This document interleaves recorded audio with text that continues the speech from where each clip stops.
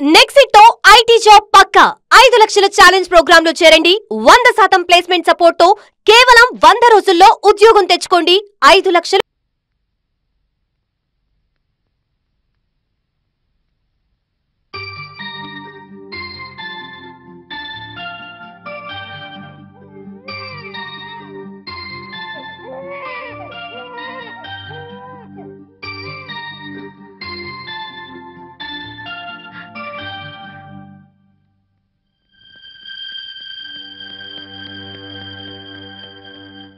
తాతయ్య మీకోసం ఎవరు వచ్చారు?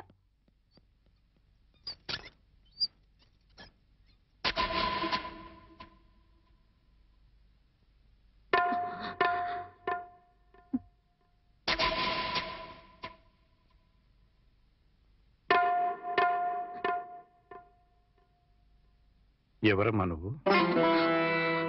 చెప్పమ్మా, ఎవరు నువ్వు? నువ్వెవరో నాకైతే తెలీదు. ఒకవేళ మా ఆవిడికి ఎవరో తెలుసేమో. ఒక్కసారి పిలుస్తానుండమ్మా. పూర్ణ, పూర్ణ.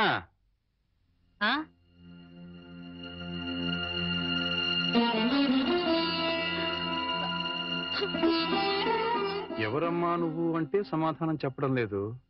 ఈవిడి గారు ఎవరో నీకెవరో తెలుసా? నాకు తెలీదండి. ఎప్పుడు చూసిన గుర్తు కూడా లేదు. అమ్మా, నన్నలా పిలవకమ్మా. నన్నలా పిలిచే హక్కు నా కూతురు సీతకొక్కదానికే ఉంది. నీకేం కావాలి? ఏమిటే చూడబోతే ఆవిడ చాలా ధనవంతురాల్లో ఉంది. ఏదో కావాలని నీ పెంకుటింటి ముందు నిలబడి అడగాల్సిన కర్మ ఆవిడకేం పట్టిందే? చూడు, ఆవిడ కట్టుకున్న చీర చూడు. నీ జీవితంలో ఎప్పుడైనా అంత ఖరీదైన చీర కట్టుకున్నావా? ఏదో సంసార పక్షంగా సగటిల్లాలుగా బతికేస్తున్న నీ ఇంటికి అంత గొప్ప ఆవిడ ఎందుకు వస్తుంది? ఎవరిదైనా అడ్రస్ కనుక్కోవడానికి వచ్చి ఉంటుంది. అంతే కదమ్మా? మాట్లాడమ్మా. మాట్లాడితే కదా నువ్వెవరో తెలిసేది. మాట్లాడకుండా ఉంటే ఎలా తెలుస్తుందమ్మా? ఒకవేళ మీ దగ్గర చదువుకున్న అమ్మాయేమో, గుర్తు తెచ్చుకోండి. కాదే, నా దగ్గర చదువుకున్న వాళ్ళకి చదువుతో పాటు సంస్కారం, క్రమశిక్షణ కూడా ఉంటాయి. ఈవిడి గారిని చూస్తుంటే ఆ రెండు ఉన్నట్టుగా లేవు. అందుకని ఈవిడ నా శిష్యులు కూడా కాదు. చూడమ్మా, మా అమ్మాయి గుడికెళ్లే టైం అయింది. నిన్ను చూస్తే మా అల్లుడికి నీకు సంబంధం ఉందని అనుమానపడే అవకాశం ఉంది. దయచేసి ఇక్కడి నుంచి తొందరగా వెళ్ళిపోమ్మా.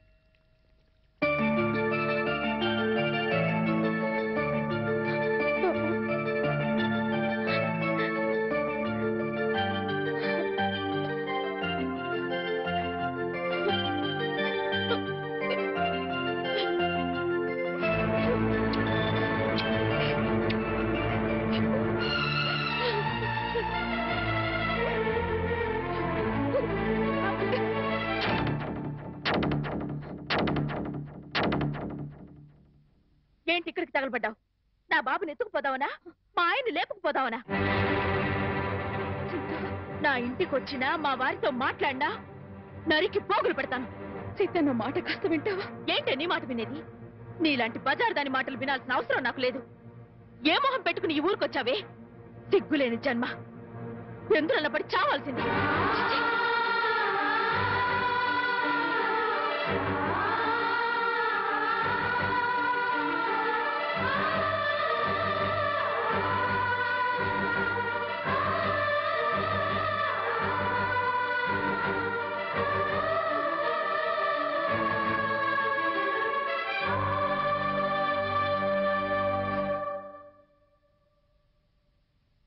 వాణి వాణి,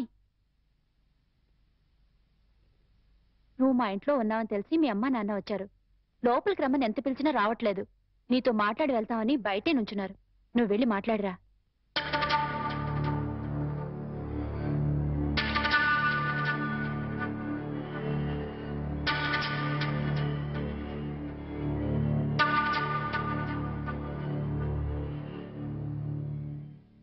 ఇంటి దగ్గర నువ్వెవరో తెలియనట్టు మాట్లాడి ఇక్కడికి ఎందుకు వచ్చారా అని ఆశ్చర్యపోతున్నావమ్మా? అక్కడ నువ్వు ఎక్కువసేపు ఉంటే అల్లుడు నిన్ను చూస్తాడని పంపించేశావు. అమ్మా, ఈ ముసలి తల్లిదండ్రుల మీద, భర్త మీద నీ కక్ష తీరలేదా? పరువు, మర్యాద, గౌరవం, మనశ్శాంతి అన్నీ పోగొట్టావు. ఇంకా ఏం పోగొడదామని ఇక్కడికి వచ్చావమ్మా? నువ్వు పోగొట్టాలన్నా మా దగ్గర ఇంకేం లేదు. ఆ నాన్నని వాడు ఒకడున్నాడు, వాడు నీకు జన్మనిచ్చాడు, పెంచి పెద్ద చేశాడు అనే విశ్వాసం నీలో ఏమాత్రం ఉన్నా సాయంకాలానికల్లా ఈ ఊరు వదిలిపెట్టి వెళ్ళిపో. లేదు, నేను వెళ్ళనంటావా? చెప్పు, మేమే ఈ ఊరు వదిలిపెట్టి వెళ్ళిపోతాం. అమ్మా, నీకు 2 చేతులు ఎత్తి దండం పెడతాను. నా కూతురి జీవితంలో నిప్పులు పోయొద్దు, నా అల్లుడి బ్రతుకు నరకం చేయొద్దు. వెళ్ళిపోమ్మా, ఈ ఊరు వదిలిపెట్టి వెళ్ళిపోమ్మా. వెళ్ళిపో తల్లి.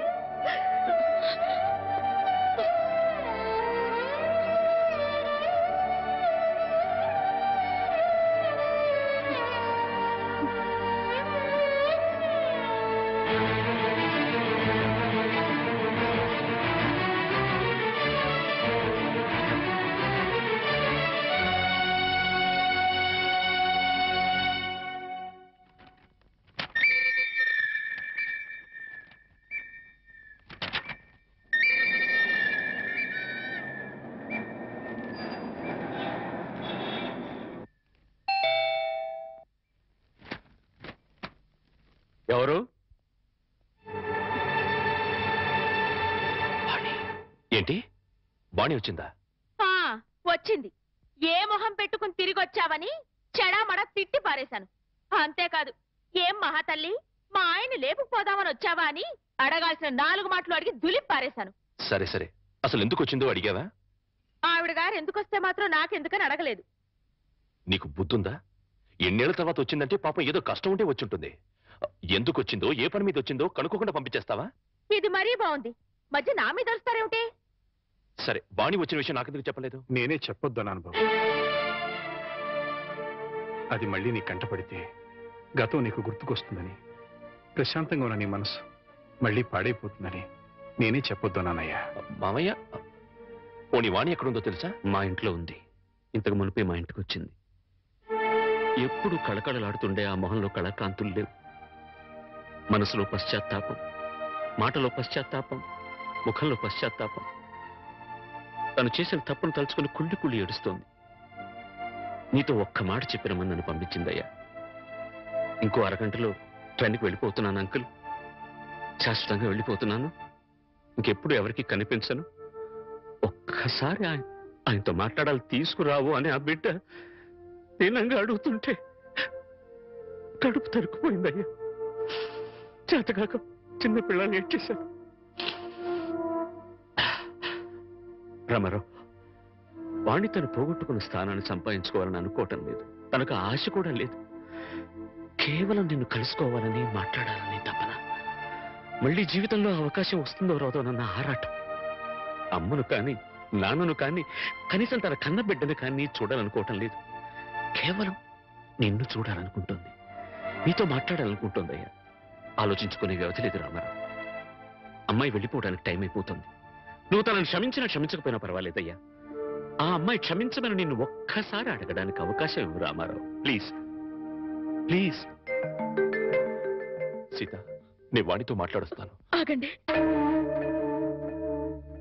ఒక్క నిమిషం.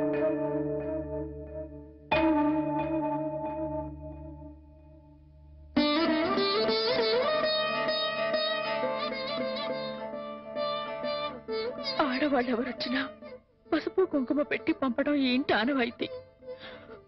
ఆవిడ మీకు చేసిన ద్రోహం గుర్తొచ్చి కడుపు మండి తిట్టొచ్చాను.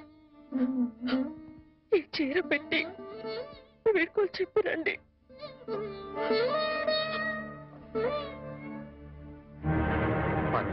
వాణి ఎక్కడ? ఆ గదిలో ఉంది. వెళ్ళిపో.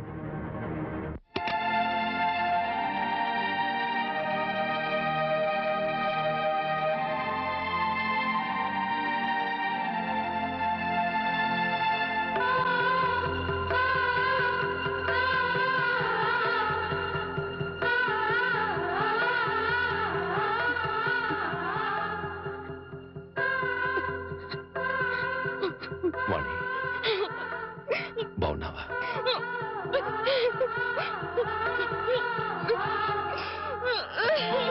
వాణి వాణి ఏమిటిది? ఇలా కొంచెం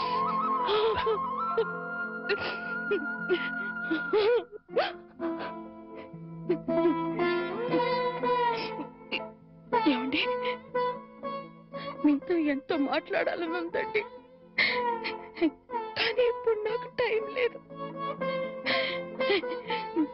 నేను చెడిపోలేదండి, ఒట్టండి. ఎవరు నమ్మినా నమ్మకపోయినా నాకు అనవసరం.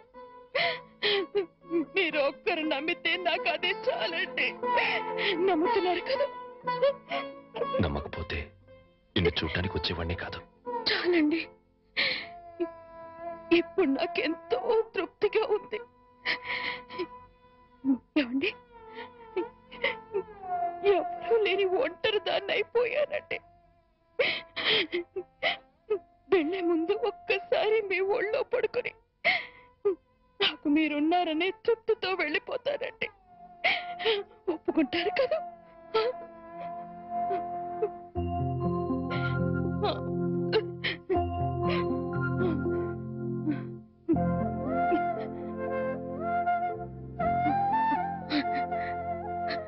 వాణి ఇంటికి వెళ్దాం పద.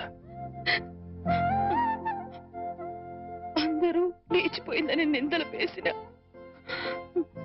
అవేమీ పట్టించుకోకుండా మళ్ళీ నన్ను మీ జీవితంలోకి ఆహ్వానించే పెద్ద మనసు మీకున్నా వచ్చే అర్హత నాకు లేదండి. కార్లు, బంగ్లాలు, నగలు, కోట్లు కావాలన్న పిచ్చిలో వాటన్నిటినీ మించిన మిమ్మల్ని వదిలి వెళ్ళిపోయానండి. నా జీవితాన్ని నేనే నాశనం చేసుకుంటాను.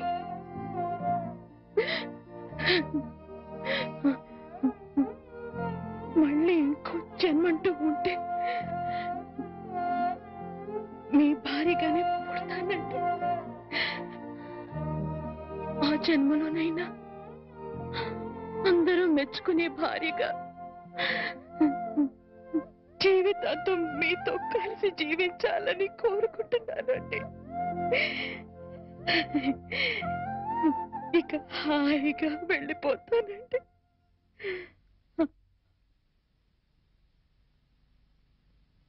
పిచ్చిదానా, ఎక్కడికి వెళ్ళిపోతావు? అప్పుడు ఇప్పుడు ఎప్పుడు